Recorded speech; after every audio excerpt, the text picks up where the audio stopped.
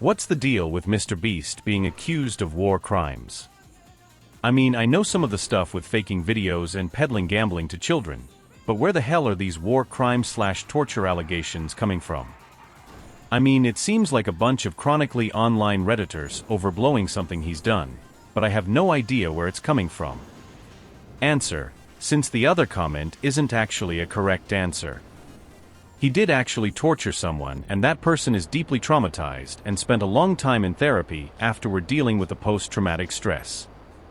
A former employee who appeared in multiple videos and was a writer refused to agree with all of Jimmy's content ideas.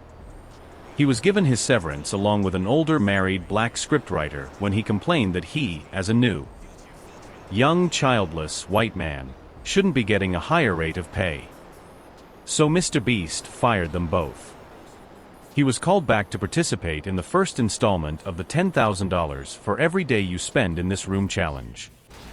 He was tortured according to the definition set aside in the Geneva Convention, not that Mr. Beast is a war criminal or was involved in a war, but he did commit acts that fall under the definition of torture and unlawful detention. The stuff they put him through was Guantanamo-level treatment at best. Even the editors at the time remarked that he was providing them with video that seemed like something more out of a horror reel than a Mr. Beast video. He suspects his harsh treatment was partially out of spite and vengeance for repeatedly standing up to Jimmy. He tried to leave multiple times and said he was done.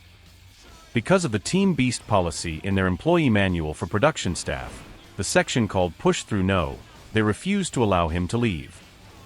They told him he had to stay for at least 7 more days, so they would have enough footage for a finished video. They also used his past experience of extreme poverty and the fact that he had already cost one coworker their job to manipulate him. Eventually, multiple staff members who were still friends with him had to beg for medical intervention after he was forced to run a full marathon on a treadmill with no preparation, training, or gear. He was subsequently also evaluated by a psychologist who ended up stopping the shoot for his well-being. This story has witnesses who don't work for Mr. Beast who were called out, but have yet to corroborate the story. They are creators who were visiting/touring the Mr. Beast set during the time of this confinement. There are photos, screenshots of Mr. Beast's staff texting him after the fact to check on his recovery, and his mother's unprompted corroboration of his injuries and mental health damage while she didn't know she was being recorded. She said he wasn't able to walk or sleep properly for months afterwards. He was paid for the 11 days he participated in the competition, but was then taxed for nearly half of his winnings, $44,000. He was left unable to work with medical and therapy expenses. He sat on his story for years out of fear that Mr. Beast would have him permanently blacklisted from ever being able to work in the industry again or sued for violating his NDA. The experience was used to change the way the shoot was produced, and they recreated the video with a different contestant and different parameters. The second video was filmed and released without the extreme conditions he had to endure.